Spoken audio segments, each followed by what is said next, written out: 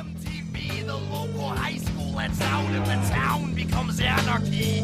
Bodies are crashed, skin marks are measured. The stories in the paper, you may read it at your leisure. Get up! Eject!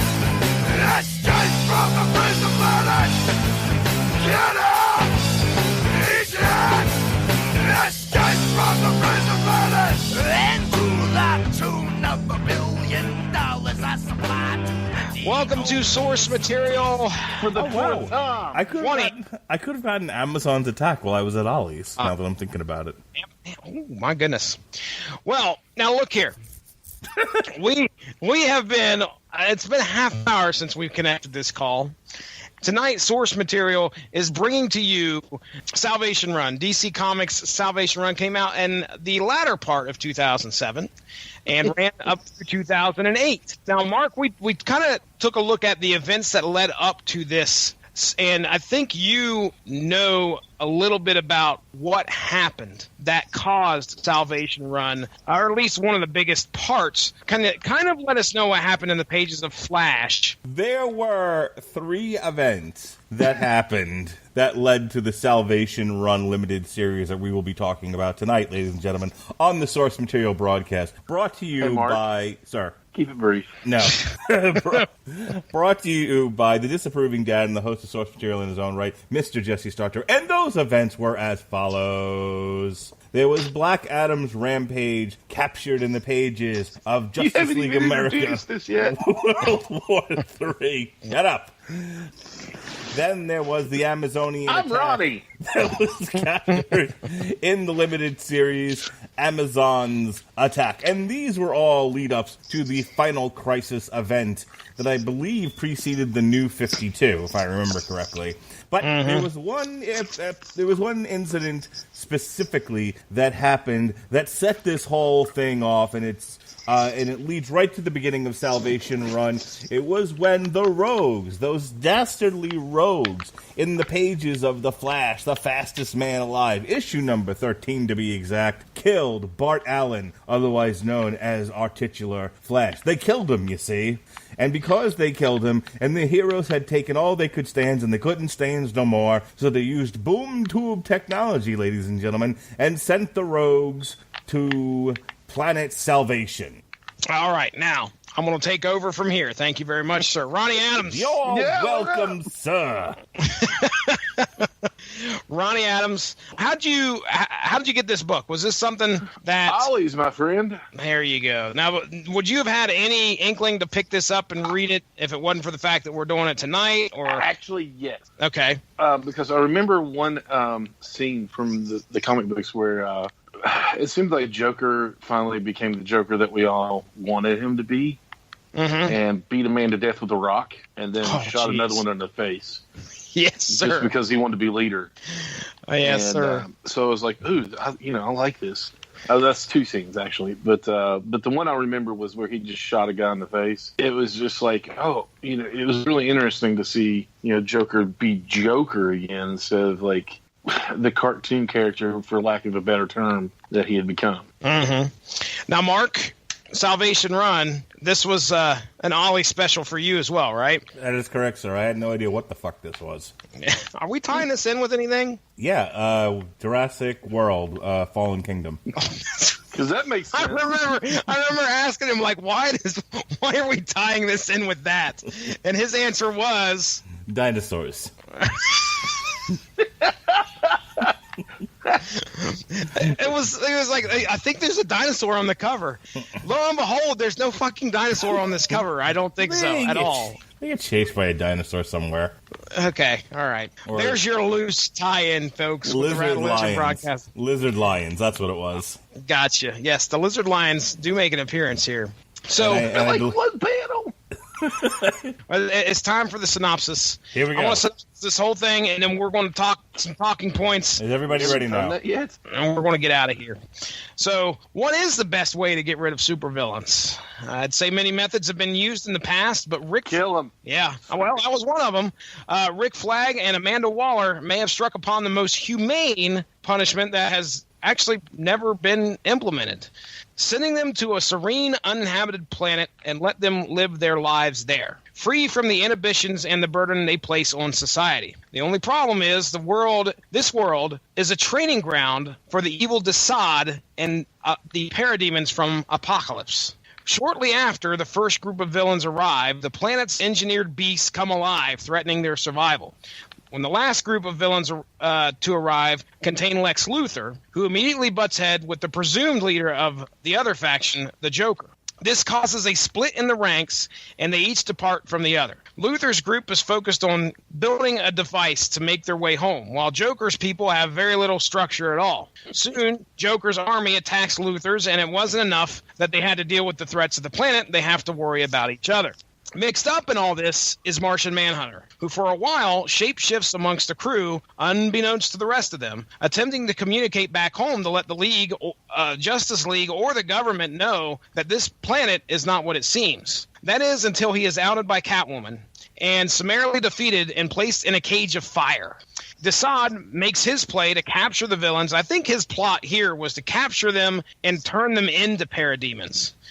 So he makes his play to capture the villains, turn them into parademons, sending scores of his own soldiers through boom tubes to the planet.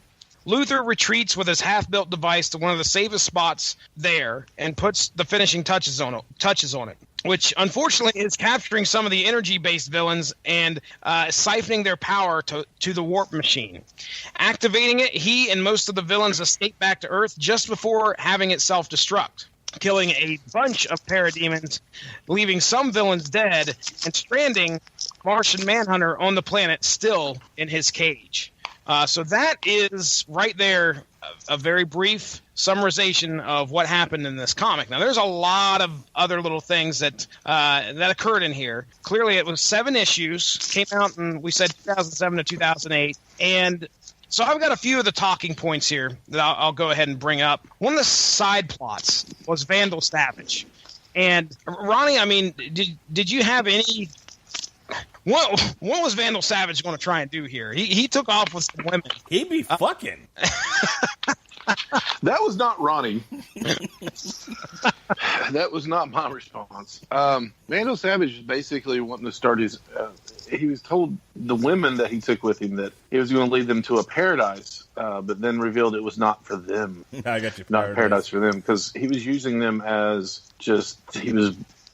breeding tools. And he was going to make his own children into make it a paradise for them. I got your paradise in my shorts. Yeah, there was all this talk. There was all this talk about this safe zone. And it was neat how they brought in, like, first it was the rogues. We're going right over the pants. I got your safe zone in my shorts. That is not safe at all, sir. Not safe. So, they first bring in the rogues. They send the rogues to the planet. And it was... They had to work together to try and figure out a way to survive, which worked for quite a while. It seemed like, even though they couldn't stand each other. But then they start sending the rest of these villains over, and of course one of them being Vandal Savage. I kept thinking about this whole series like it was a movie. And there were 2 parts of it that I was like, I feel like they were only thrown in there to kind of flesh this out a little bit more, give it a little bit more oomph so that you weren't totally focused on the Joker and Lex Luthor. And one of them was the Vandal Savage storyline. But the other side of that is it would make sense that he would kind of do his own thing and go his own way, and then want to stick his dick in anything that moved. That's all fine. Out of all the things that I've read with Vandal Savage in it, never thought that about him. Yeah. Here's the thing. It's the first going thing, his own way, absolutely. It's the first thing that he'd like to go his own way in a lot of vaginas. That's what I think. What? Just keep coming back, Ronnie. I know, and I wanted to be on this show tonight. Hey, I haven't done one in a while. I miss you guys. No. Correction. Aw. Wrong. What did I say that was wrong, Ronnie? Now you're making me feel sad. Oh, please. Shut up. Don't even. You have no shame, sir. Shit, no shame in my no shame in my game. Anyway, Vandal Savage and his penis. Let's talk about that for a moment. It would make sense to me that that Vandal Savage would not accept leadership from any party and would just want to do his own thing. The other part that I thought was just kind of added in there, and I didn't really feel like added anything to the story, but it's like, well, we need a twist here, so we'll throw the Martian Manhunter in there, and somehow or other he'll get found out and captured, which I've never understood about the Martian Manhunter, considering he's a completely overpowered individual who can phase in and out of things. So, like, him and the Vision, I don't know how they ever get caught doing anything. Yeah, he, if I remember correctly, I mean, he's, when we may have had this discussion on this podcast, but he's a very, very powerful individual. And then they were like, okay, he's way overpowered. We need to throw something in there. So they used the whole fire thing. And as soon as fire gets involved, Martian Manhunter, he is done. He's like, okay. I actually collected JLA at that time. Well, actually, when they took the fire, weakness to fire away. You were telling me about that because they took it away, and he turned into something. The other or something, I forget. No, that's Spider-Man. He turned into like this big alien entity that the Burning, I think it was, threatened everybody. It was big to do. It was good. It was fun. Yeah.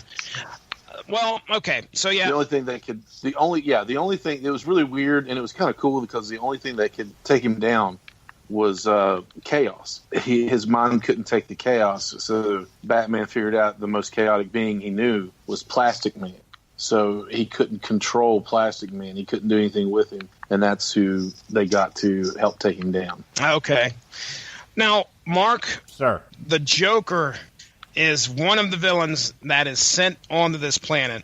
Now, I wrote down 2 instances here where the Joker is involved. He's obviously one of the main characters. Even though we start out with the Rogues, I think, in the first issue, Joker shows up, I think, in the second issue. What'd you think of the Joker being portrayed here, and your thoughts on his interactions with, I wrote down Grodd and Luthor, because I think both of them were, clearly Luthor was the bigger fight of the two, I guess you would say. But go ahead. What's your thoughts on the Joker in this story? This is probably, I mean, I think if everyone looks at like the Killing Joke as like the quintessential Joker book, I actually think if you really want to give like an actor, like a modern actor, a book to read that kind of captures the essence of the Joker, it's probably this one. This was quintessential Joker. He, while Lex Luthor is head of the student council and is trying to raise money for the pizza party, and is getting everything organized, there's the Joker just tearing everything down and not throwing a kegger. Yeah, and he's throwing a kegger, and he's and it's just like, but we all have to study, and he's just like, the SAT is for fags. It's just the whole thing. That's the Joker. Good night, folks. The Joker is just chaos, and he is definitely the pig that makes his house of straw. He doesn't give a shit, and he's not wearing any pants. But you know what I mean, Jesse, when I say he's not wearing any pants and he don't give a shit? Oh yeah, absolutely. I mean, he is one of the things that we've said in the past is the Joker is a lot of times considered chaos incarnate. Yeah, he's the epitome of chaos, anarchy. I mean, you look at the Dark Knight, where he just burns a giant pyramid of money because he can. Yeah. Mm-hmm. I think there was a meme up that had all these different villain characters and they're like Dungeons and Dragons alignments. And I think Joker was like chaotic evil. Yeah. And that's perfect. The Joker has to be in charge, but he has no leadership qualities at all. Like he couldn't lead a horse to water, let alone lead a group of villains off a planet. But he somehow finds himself in the role of leadership because of his like cult of personality. Right. And I think that's what's great about the Joker. And I love that, like, how frustrating that is for some of the more intelligent, more, goal-minded villains like Lex Luthor and some of the other ones where it's like, we have a legit problem here. We're stranded on a biomechanical planet that's trying to kill us every second of every day. We need to get off of here. And the Joker's like, oh, I want to be in charge. Do you have any idea how to get but Ricky, I want to go to the dance. You know, like that's the Joker for you. He's Lucy. And so it's like, you contribute nothing. And what's great is that he's not alone. He has, like, I love the panel where there's just people around his camp just laying on blankets eating fruit. Like, yeah. He is surrounded by pigs in no pants that build their house of straws. And then it's great. And that's what I loved about this. He is Pan. Yeah. He is a lost boy. Yeah. No, I was talking about the god of being drunk and having goat legs. Oh, well, that too. That fits as well. Give props to our writers here, because Mark said he liked the portrayal of the Joker in this story. Bill Willingham and Lila Sturgis are the ones that wrote this story. And our artists are Sean Chen, Walden Wong, Joe Bennett, and Bellardino Bravo.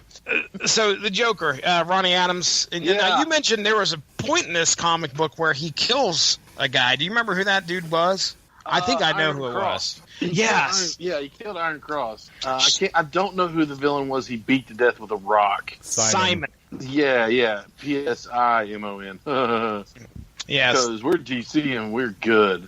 No, he beats Simon to death with a rock. And then he just shoots Iron Cross in the face for touching his jacket.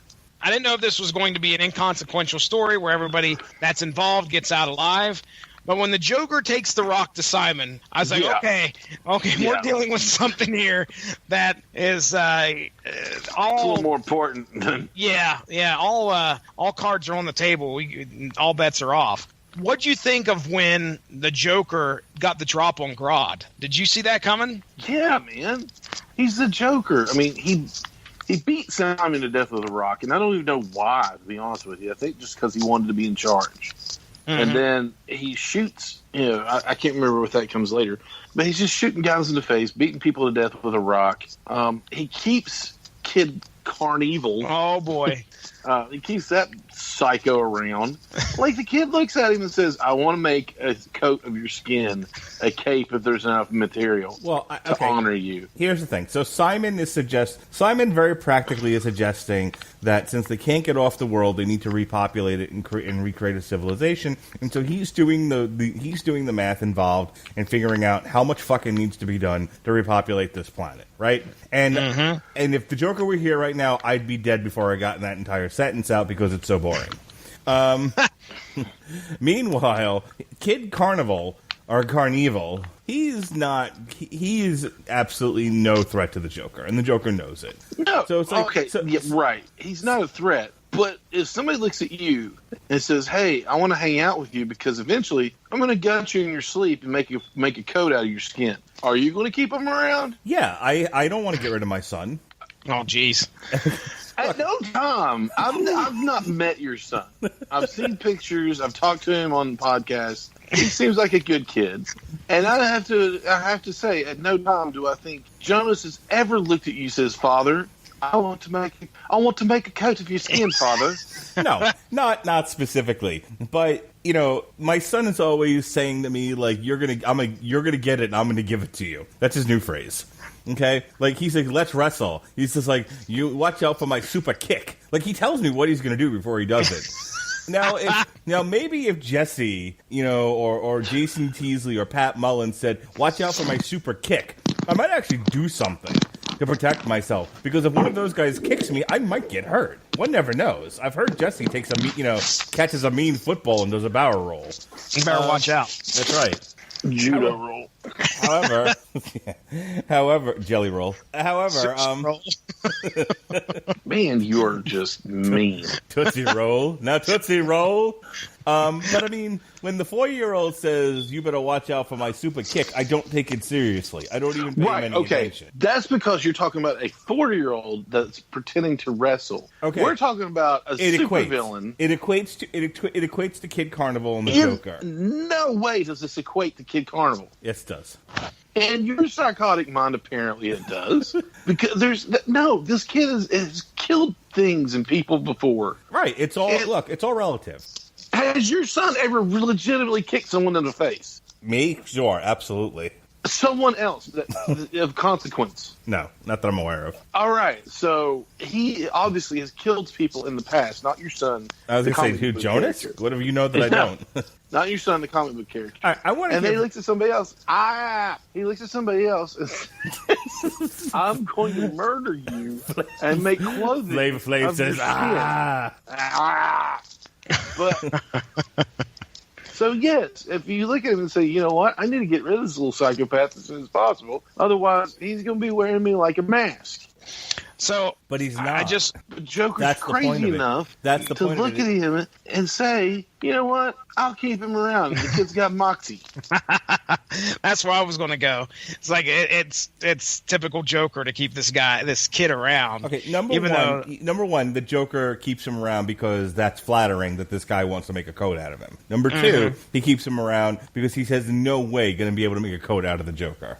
You don't know that. The Joker kicked Gorilla Grodd off a cliff, and Gorilla Grodd's after Gorilla Grodd had been shot 5 times in the chest again, and just experienced a pretty tough fight with I don't know who the hell that was, but Joker has won a few rounds with some of the smartest people in the DC universe. You know the Joker's pretty confident. On top of we ain't even got to Luthor versus Joker. And that's got to come up here in a second. No, we're stuck on Luthor. We're stuck on Joker versus Kid Carnival. Hey, just real quick, I decided to click on Kid Carnival's wiki here. Okay, Kid Cadaver, created by one of our writers, Bill Willingham. Kitten Cavoodle. First appearance in Shadow Pack #1, July of 2006. But here, this is where it gets fun. His alter ego is Jeremy Karn, and team affiliations. Are you ready for this? Team affiliations: the Pentacle, Justice Society of America, which I don't know how, because the next one makes me even more confused. The Fourth Reich. Yeah, he's a Nazi. He's a freaking Nazi. As a matter of fact, they're showing a picture of him here. It says on the cover of Justice Society of America, and he's just wearing the red, and he has the swastika, like it takes up most of his body. So, interesting. But, his abilities, here we go. His abilities: possible immortality, skilled athlete, gymnast, torturer, and murderer. So there you go. So Joker gets the drop on Grodd in this comic, kicks his ass off a cliff. I did not see that coming. Here's my problem. I overestimate or underestimate the Joker's insanity. He felt threatened by Grodd in some capacity, or he wouldn't have done this. Then again, hell, you never know. But that led to one of the more critical points of the book, because Gorilla Grodd does not die in the book. He actually lives.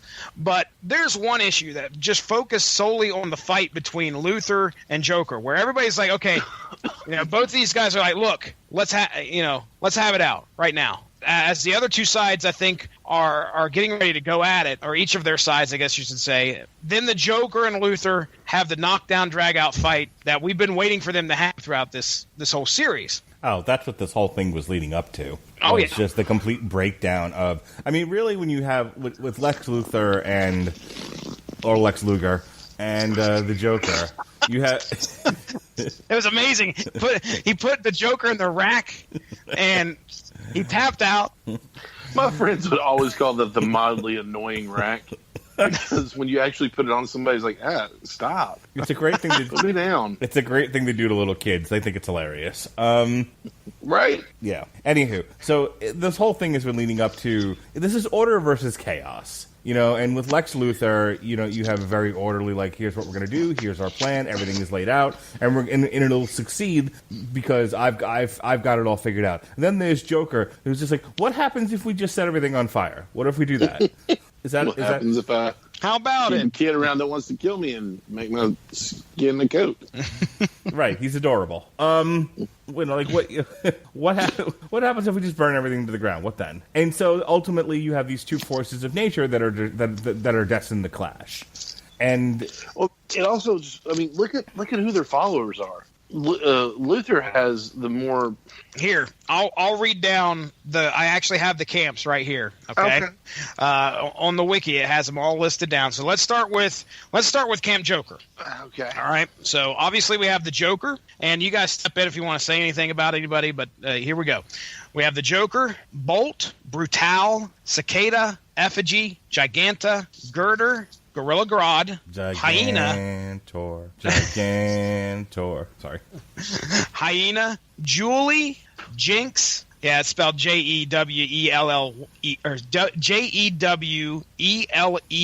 Julie, Jinx, Jongler, Kid Carnivore. I feel like you're just making some of these up. So clearly, it's in alphabetical order. Jongler, Kid Carnival, Killer Croc, Killer Frost, Leather, Magenta, Mammoth, Manbat, Manticore, Poison Ivy, which I don't even recall seeing her. Was she in there at all? Poison Ivy, Ragdoll, Scorpio, Solomon Grundy, Sonar, another victim, by the way. But anyway, the Solomon Grundy. We'll talk about that here at the end. But Sonar, Tar Pit, Trimmer, and Two-Face. And then we have, before we get into Camp Luther, we did have Camp Savage, by the way. He'd be fucking. Vandal Savage. Oh. With Cheetah, Lady Flash, Nocturna, and Phobia. So they're out. They're out trying to find the safe zone in his pants. So Camp Luther.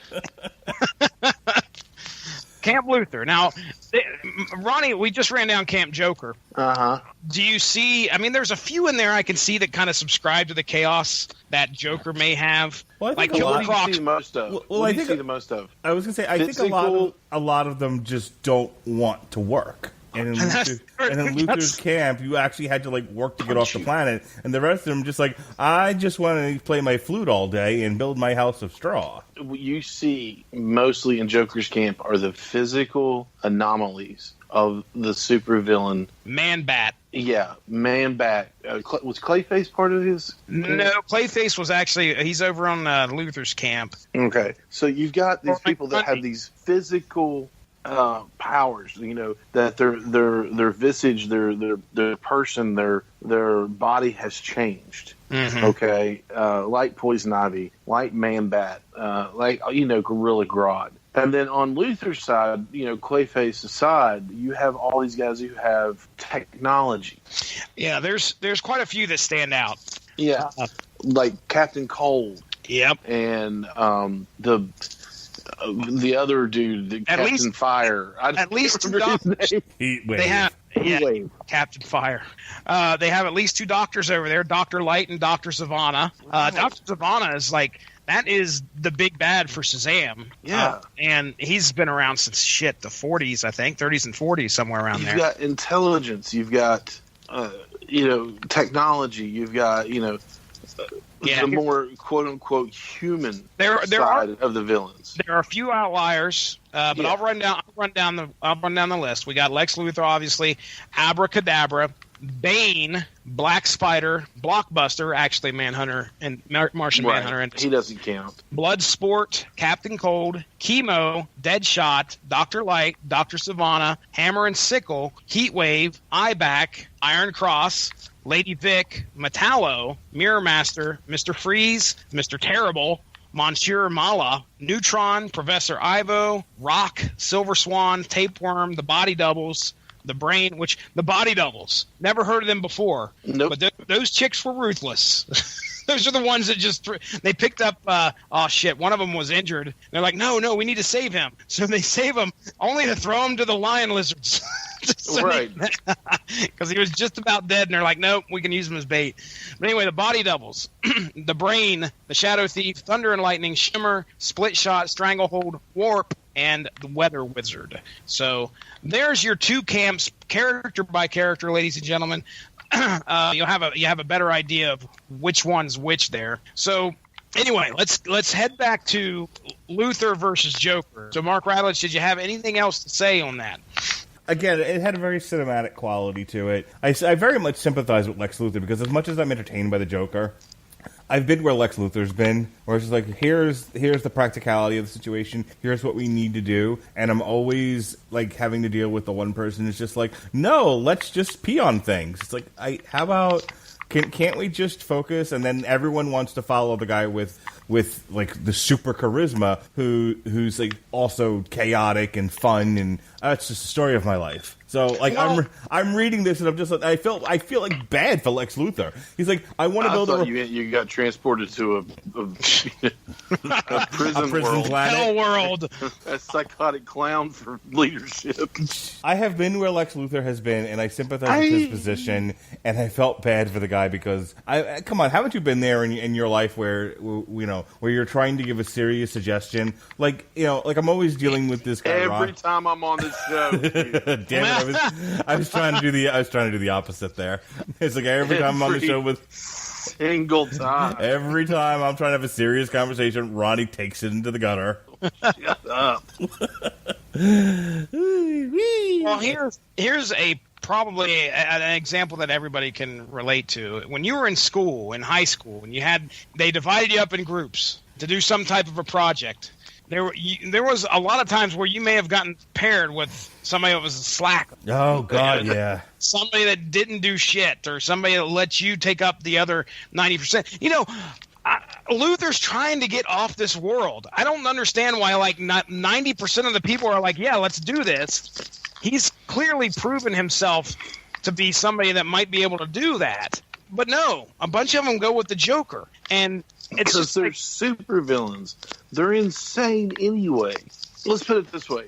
Most of the people on Joker's side anyway, which would you rather do? Would you rather go and steal and scrape together, not scrape together, but, you make your life robbing banks and all this, doing all this crime, which you enjoy, but 99.9% of the time you get your face kicked in by a guy dressed like a bat anyway. Yeah. So why not stay on a world and take it over where there is no man dressed like a bat? Mm-hmm. This could be completely mine. Well, I think the other side of this is you got to remember that a lot of these, they went into crime because they did not want to work, and that is exactly what Luthor is saying. He's saying, if you want to get off this planet, you're going to work. And a lot of them had the mindset of, you can't make me work. I don't want to. And when you finally do all the hard work of building the boom tube, I'll just shoot someone and run through it. Well, that's villainy at its finest right there. Ronnie, what do you think of the fight between Luthor? Now, the actual fight, Luthor versus Joker. Now, when did Luthor get ripped like a linebacker, dude? He's a big dude. He's a pretty big guy. I've always, I don't know. I've never thought of him like, if you compare him to like Dr. Savannah, yeah. Like I certainly didn't think that Luthor was Dr. Savannah size. Dr. Savannah was this professor guy. Yeah, I don't think he's a weenie or anything, but I didn't think he would be built like a brick outhouse. I mean, my God. He's a brick house. The outcome of that fight, I mean, the Joker had Lex Luthor dead to rights. He was going to kill him. Mm-hmm. What did you think of that? Should have. Should have? No. I mean, no. What I'm saying is that believable to you? Yeah, it was. Okay. Yeah, the Joker is a wily son of a gun. He's had some throwdowns with. I mean, he fights Batman. And Batman knows 700 forms of martial arts. How many? I mean, shut up. 700 forms. 700. I exaggerate, but he knows them all. All 700. So, well, I was really surprised. I'll just go ahead and put that out there. I thought Luthor would rip this guy to shreds. I mean, the Joker ran wild here. If it wasn't for Grodd's, potentially living or almost dying off of that cliff, if he would have died, the Joker would have killed two heavy hitters here, Simon and Grodd, and almost Lex Luthor. Not to be trifled with. No. The Joker. He beat Jason Todd to death with a crowbar. Yeah, well... But who didn't want to beat Jason? Who didn't want to beat Jason Todd to death with a crowbar? There was... Point taken. Yeah, well, I don't know. It just took me by surprise. So, let me... do I have... What other questions do I have here? I mean, really, we have the death toll, which, like I said, this had quite the impact on supervillains there prior to the New 52 hitting. And here we go. Hellhound 2, which that was the one that got thrown to the lizard lions. The body doubles. Yep. Simon by the hand of the Joker. Iron Cross, again by the hand of the Joker. So I'm sorry, I forgot to count him. So that's 3 people, almost 4 people the Joker almost killed here. 2 for sure, Simon and Iron Cross. Then we have the brain, which is, I assume, the brain that other ape was carrying. Yeah. When he went and talked to. So is Monsieur Mala the actual ape? I'm looking at it here. Yes, it is. Okay. So I don't understand what the fuck this guy's all about. I gotta look this up. What was his first appearance? Okay. Doom Patrol, number 86, March of 1964. Well, that makes sense. That makes a lot of sense. We got a beret-wearing, bandolier brandishing, brain-carrying, gun-toting ape. French monkey. He deserved to die, and it was brutal too, man. Fucking God, I mean, just monkey beat him to death, man. Just arms flailing, screaming the entire time. It was nasty. This book does have its brutal moments. I mean, the fight between Grodd and Monsieur Mala and the brain was pretty. I mean, the brain couldn't do shit. The brain could just lay there on the ground and be like, "Oh no, don't do it!" And then, please don't kill him. Please don't kill him with me, because he picks up the brain and then proceeds to beat Monsieur Mala with it. With the case that he's carried around the brain in. And but anyway, that was brutal. The fight between Luther and the Joker was, I mean, there was blood going everywhere. I mean, when Hellhound dies, I mean, his intestines are, the first time that he's about to die, his intestines are hanging out. So it's definitely a not more for the faint of heart. Yeah, more of an adult comic for sure. I mean, this isn't something that you're going to want to give to your kids. So unless you're Mark. Don't turn Mark. Don't give him any ideas. Hyena died. Was she one of the ones that? Because Luther had like 4 or 5 of them in that warp device that he was siphoning power off of. I don't remember Hyena dying. She was probably killed by one of the parademons. Probably. Solomon Grundy, who he died as well, I think, in the parademon attack.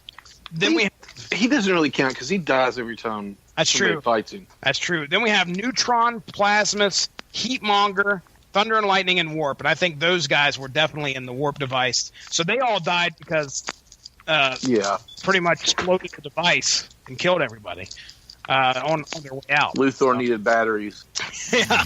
He's like, okay, I choose you. So, but yeah, I mean, when it comes to the impact that this story had on the DC universe, there was some shots that weren't pulled at all. I mean, they definitely took their toll among the villainy of the DC universe. And of course, we're left with Martian Manhunter, who's just stuck on this world, which I'm curious as to how the hell he gets out of there. I'm sure right. I honestly thought it was a waste to have him in the story. I mean, like, exactly. As I said before, I get that, like, they needed something else to be happening in the book. So, so they and from a continuity and this is something I really wanted to talk about. I'll double back to it in a second. But if there's now a policy of these supervillains, these meta supervillains can no longer share the same space, the same air as the rest of us, they're just too dangerous. Then, so we're going to start shipping them to another planet. You would like to think that there's a way to keep an eye on them. So, 1, to make sure they don't come back, and 2, at some point, you have to retain your sense of humanity, or why not just kill them? It would almost be more humane. So it would make sense that they would send someone like Martian Manhunter, who's very overpowered to begin with, to kind of just hang around and watch things, make sure everything's going to be okay, and that they didn't send them to, they didn't City Alpha 5 these motherfuckers, and send them to a planet that 5 minutes later explodes. Star Trek 2, in case anyone didn't know that. Not the new one, but Star Trek 2: The Wrath of Khan. I was tracking. Give me Genesis. And I don't even like Star Trek. Genesis. I got Genesis in my shorts. No. Anyway, there it is. I wanted to talk about this, though, really quick. And that is the whole decision to do this in the first place, and whether or not they really knew that this was a training ground for parademons. I thought it was interesting. I thought I'm very fascinated by the idea of we can no longer continue to care for these people, and regular prisons are not going to work, so we're just going to boom tube them, we've seen this before, haven't we? They tried this with the Hulk. You know, didn't they try this with Australia as well? You talking about real life? In real life, yes. Yes, I like Australian people, but it did start out as a prison. I mean, let's be honest. Well, so did Georgia. Georgia was a prison colony. Well, it kind of still is. I'm kidding, Georgia. I'm interested in the whole idea of where both comic book companies got to a point where they were thinking, you know what, we need to send the most dangerous being or the most dangerous beings in our universe to a different planet, and it didn't work out either time, and they came back. You know, it was like as vast a universe as space is. Somehow or other, they always write a back door somewhere. You know, like this one, they think they're sending them to the same place they thought they were sending the Hulk, right? To this planet. That's where true. There's just, it's just deer. That's all that inhabits this planet. It's just deer and babbling brooks, and it's just a perfect little forest planet. Nothing wrong with it. In the one case, Hulk knocked his ship off course because he went crazy. But, in this particular case, it's like, how do you mess that up? Like, we were examining all these different planets, and we found one. Oh, as it turns out, it's a training ground for parademons. Oops. Well, the thing about it is, if you look at it this way, Mark, you'll understand why it happens. Because if they wrote that it wasn't a parademon training ground, or he didn't get stranded on the wrong planet, they couldn't sell any more books. No, I get that. Okay. I from a functional level, I understand that. I'm just, it's all very fascinating to me. I really like this book. I enjoyed the story. What makes it is the struggle between order and chaos, and emblematic in the Joker and Lex Luthor. But there's some other fun stuff too. I like the guilt that starts the book off with the Flash's rogues. They're like, we killed him. We are now fighting for our lives because we killed this guy. There's no going back. Like, they were fully prepared to make a new life on this planet. Yeah. How competent were the rogues? And they could have survived on their own. Yeah, not had to worry about anybody else. I thought that they were probably the characters. If I was rooting for any characters in this book, I wanted the rogues to be able to either make it or at least survive for sure. And I was kind of hoping Thunder and Lightning would, but then they got put in the Matrix and used human batteries. Yeah. Okay. So these guys were they were on here for a little while before the second group got thrown in. They were making it pretty well actually for a little while, and they worked together really well too. Is what you saw. Yeah. You saw them just, okay, well, hey, Weather Wizard, what do we need here? Now, granted, they got on each other's nerves every once in a while, but you could tell that they were trying to survive, and they were probably going to make it. But one of them wasn't going to shoot the other one in the face for touching his jacket. Yeah, exactly. Then you introduce these other two elements into the mix, and things clearly get out of control. One's power hungry, and the other one's insane. It's neat how the structure of the book occurs. I mean, if you look at it, we start out with the rogues, which I thought that I had no idea what we were going to get into this when we got into the story. But we start out with the rogues, which I thought that's all we were going to focus on. Like, the rogues are going to have to figure out a way to get back. But no, then things just starts escalating, and I just went through the two camps. We have all these supervillains on this planet. How are things going to work out? And I was going to say, like, the best part of this book is, as the parademons are bearing down on the villains, and they're all running through the boom tube and everything, and Lex Luthor's just like, I just need you to know that I beat you. That's so Lex Luthor, right? Oh yeah, that was so great. And I wish the DC universe had worked out, the DC cinematic universe had worked out, because this would have been a great movie to make. Like, not with Jesse Eisenberg.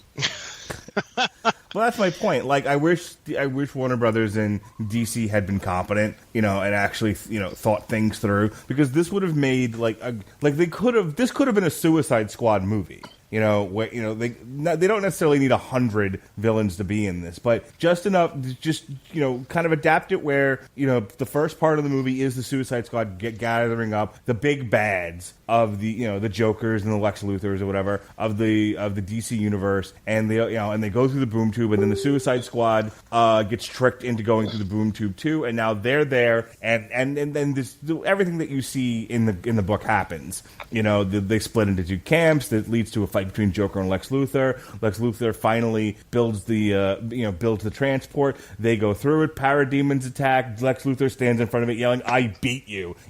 Boom. They go back through. End credits. I would love to see that as a movie, and we're never going to. Maybe we'll get an animated movie, because apparently that's the only time they know how to make anything good. Well, yeah, I think that we would be, if we just jumped into something like this, there'd be people screaming like, "I don't know who this is." Hell, I read the comic and there were like 20 characters I didn't even know who they are. So it would be, obviously, like you said, we don't need all the supervillains, but enough to make them familiar characters that we are invested in them, at least. What do you think of the story overall, Ronnie? I liked it. I enjoyed it. I really did. Minus the throwaway stories, the points of it. I thought it was great. I thought it was a very interesting look at what would happen if you threw all the worst villains on a planet and just said, "Hey, survive." There's going to be people pop up and say, "Hey, I want to be in charge." You've got ego versus ego, and power versus insanity, and then you got your third faction where it's just all about breeding and creating a new world, and that is creepy. I thought that this was a good story. I really enjoyed reading it. I'm glad I had the chance to read it. It's not too often that we get to see Lex Luthor versus the Joker. I mean, that's had its moments in comic book history, but they're rare. So this was something to where we got to see not only Lex Luthor versus the Joker, but we got to see it with, scores of supervillains behind each side. Yeah, knockdown, drag out. Yep. And it delivered. I enjoyed reading it. I was able to read it pretty quickly. It didn't feel too cumbersome. It wasn't anything that I felt too weighed down with and regretted trying to read the next issue. I was able to get through it probably within an hour and a half at the most. So that's a good written story for 7 issues. Let the art speak for itself. Some great panels in there, especially throughout the fight. The action was well paced, or I should say, well placed in the comic, throughout the comic, and it looked great. The way the art was drawn, especially throughout the battles. Can't really do those too much justice on an audio podcast. That's something that really sells a comic book. So if you guys want to check out the comic, I would highly suggest it if you like looking at beautiful art, especially brutality, because there's some of it in here. Mark, your final thoughts, man?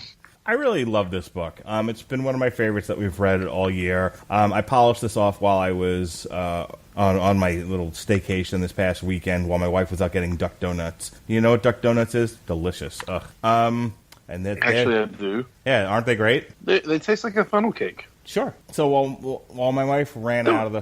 Don't act like I'm crazy. I don't eat too much funnel cake, so I can't really say.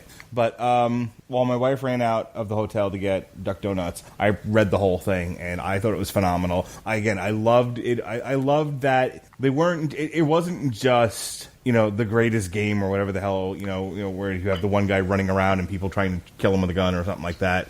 Or just strictly escape from the prison planet. It was, you had the rogues dealing with their guilt, basically, of killing the Flash and all that implicated, all that meant for them, good, bad, or indifferent. I love the ethical considerations of what because some of them, like, we should be here for what we did. We're all terrible. It's amazing this didn't happen sooner.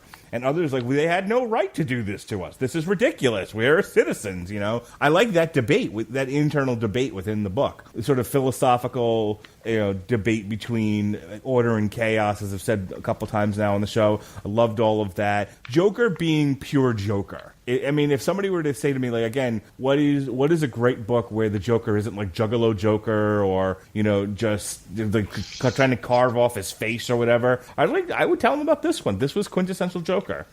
Just a really great book. A lot of fun. It's a great concept to say, like, what happens if we take all the villains, put them on a planet with no heroes to step between them? What would happen? Very entertaining stuff. Real quick, before we get into plugs, I was just looking over the wiki here, and how this played into the Countdown crossover for Countdown to Final Crisis. So there are quite a few crossovers that occur and listed after Salvation Run is a series called The Search for Ray Palmer. Okay, now I don't know if this takes place after it. I'm looking to see it. It doesn't look like it's in alphabetical order, so it may be in chronological order because it goes Death of the New God, Salvation Run, The Search for Ray Palmer. But get this, the reason I'm bringing this up, listen to these titles. Are you guys ready? The Search for Ray Palmer, I apparently goes through, I'm on the Read Comic Online. We've got 6 issues. The Search for Ray Palmer, Crime Society. The Search for Ray Palmer, Gotham by Gaslight. The Search for Ray Palmer, Red Rain. The Search for Ray Palmer, Red Sun. The Search for Ray Palmer, Superman, Batwoman. And The Search for Ray Palmer, Wildstorm. Now that to me sounds like they're trying to find this guy and they're going through different realities to try and find him. Mm-hmm. Because Red Sun, we've covered that on this podcast, just looking at it right now. So there must be some people that are trying to find. Ray Palmer is known as the Atom. They're trying to find this before, obviously, Final Crisis occurs. But yeah, so hey, it ties this whole crossover ties into some stuff that we've done before. Interesting stuff. My voice is going, man. I have still not got over this. Still not got over this cold. It's been a week. So.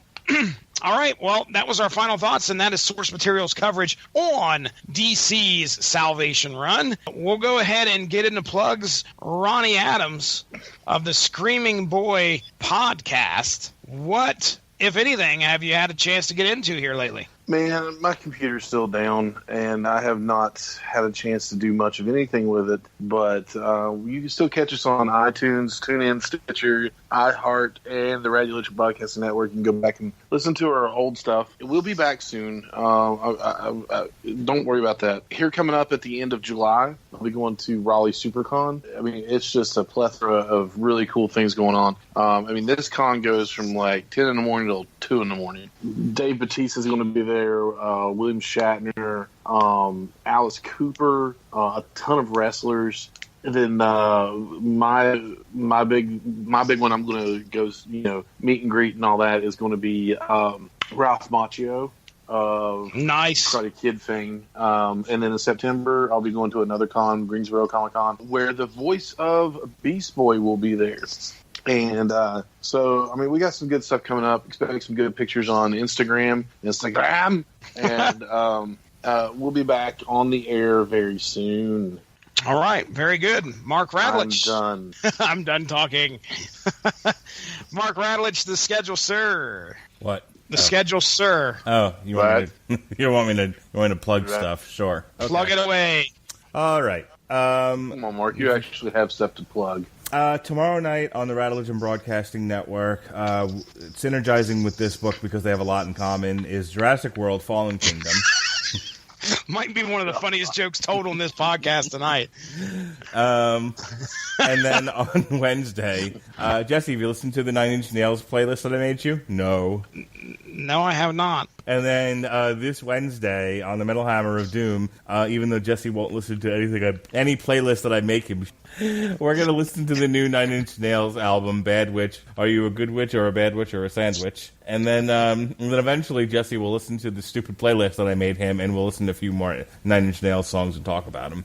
Last week on the Radulation Broadcasting Network, myself, Pat Mullen, and Jesse Starcher had a very serious conversation where there were no jokes because there was no gag reel on the trial or the trail, whichever you like. The trail of Galactus. The gag reel actually is happening now because it was the trail of Galactus with Pat Mullen.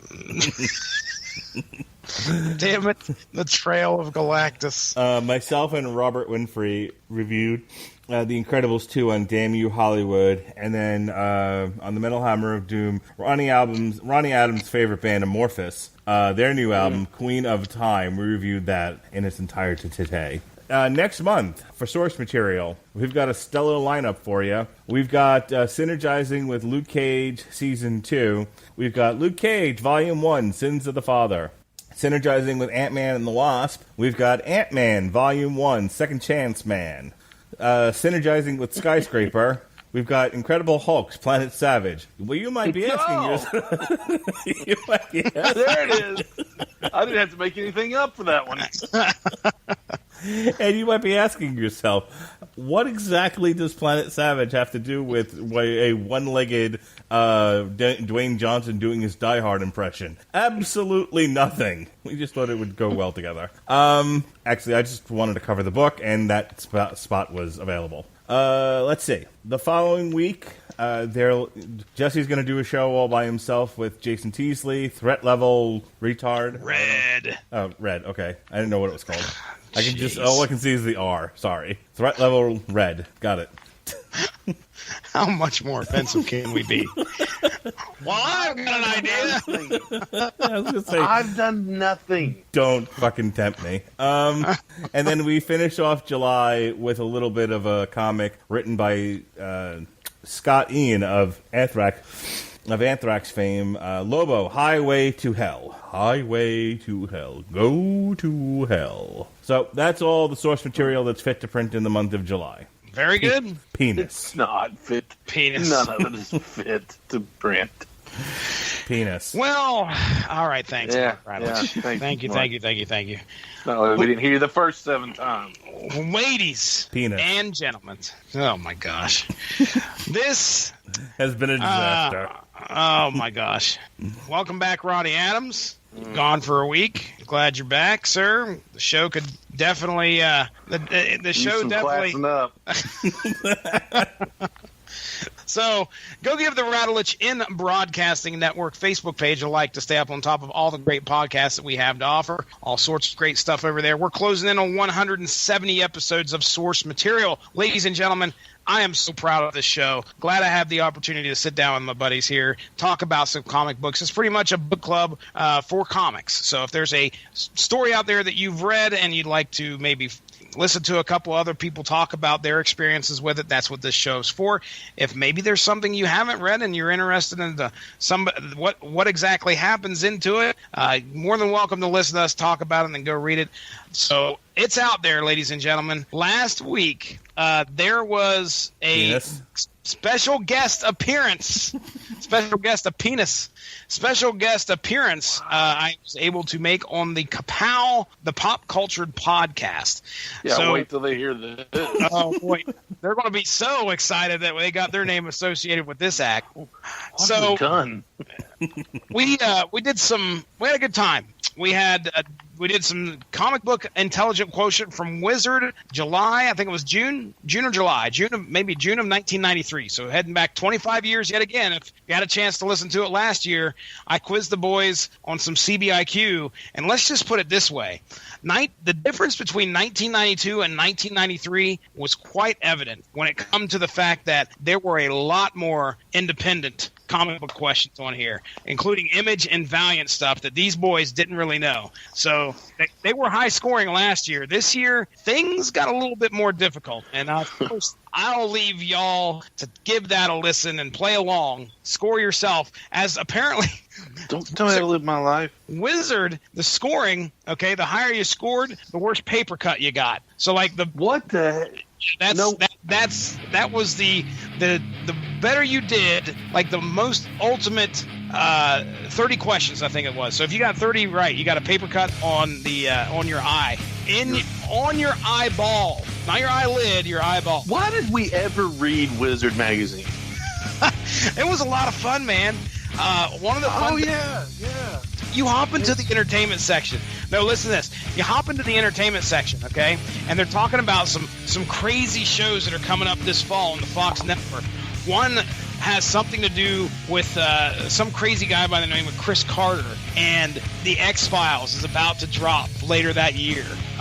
It's a neat slice out of pop culture history. That's what Wizard's all about nowadays. 25 years ago, checking out some of the top books. Speaking of the 1990s, I have somewhat right now. I have not too involved, but I have become involved with the UnspokenDecade.com. You all have heard Dean Compton on this podcast once or twice. Unspoken Decade is nothing but a devoted fan base to 1990s comics. And there's a website out there called the UnspokenDecade.com. The Facebook site, you can go on there.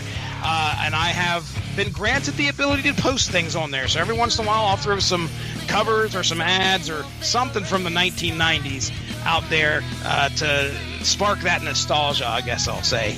And at some point here, hopefully pretty soon, it's slated for July. I don't know if that's going to be the air date, but we're going to be looking at a 1990 series, which unfortunately is not on Read Comic Online, and it's pretty obscure. It's a series called The Hacker Files, and I've read the first 3 issues, and it is this was in 1992, and the book was written for DC Comics, published by DC Comics, a little bit more along the mature line of things, but it is all about like computers. I thought, this is going to be one of those cheesy deals, where the guy is going to be writing about computers and he ain't going to know shit about computers. I know a little bit about computers. I'm not a computer genius, but I can tell you that a lot of the stuff that he's dropping in 1992, like the ARPANET and the beginning of the internet, are talked about in this book. So it's actually pretty interesting. So that will be something that we'll be discussing at some point on the Unspoken Decade.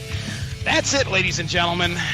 My name is Jesse Starcher. Ronnie Adams. Yeah. He's ready to get out of here. Mark Radlich, are you still awake? Yeah, I'm doing bills. All right. He's doing bills right now, ladies and gentlemen. Nice. He's paying my salary right now. Writing a check. None of that's true.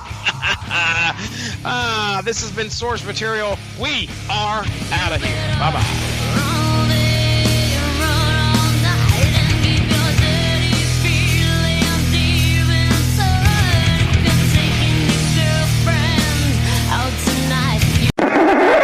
All right, we're recording, bitches. And the pudding pop.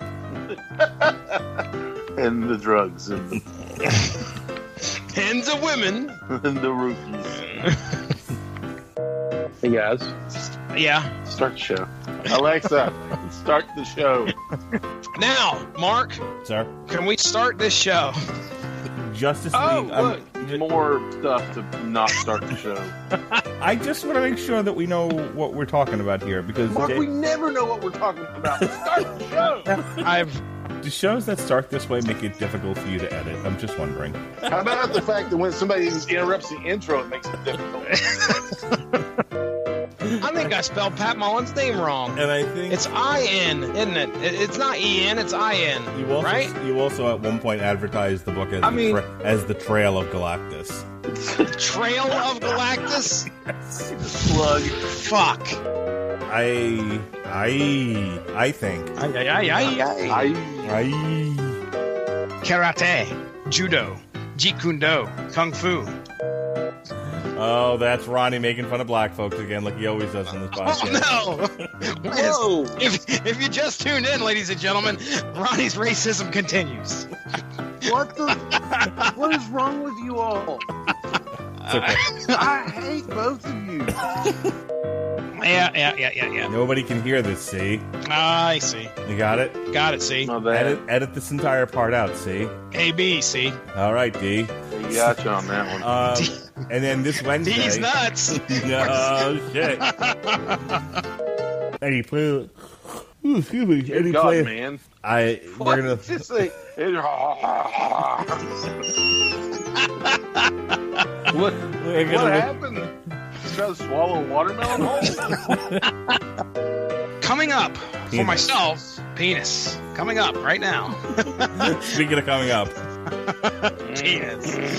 So Are I you all 14?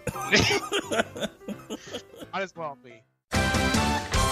What a matchup! And what a team, Mike. Metro PCS and the iPhone SE for $0 on a network that covers 99% of people in the U.S. Oh, impressive.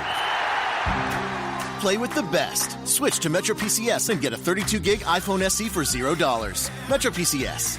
Coverage not available in some areas, plus sales tax and $10 activation fee. Claim based on talk and text. Not valid for active numbers currently on a T-Mobile network or active on Metro PCS in the past 90 days. See store for details and terms and conditions.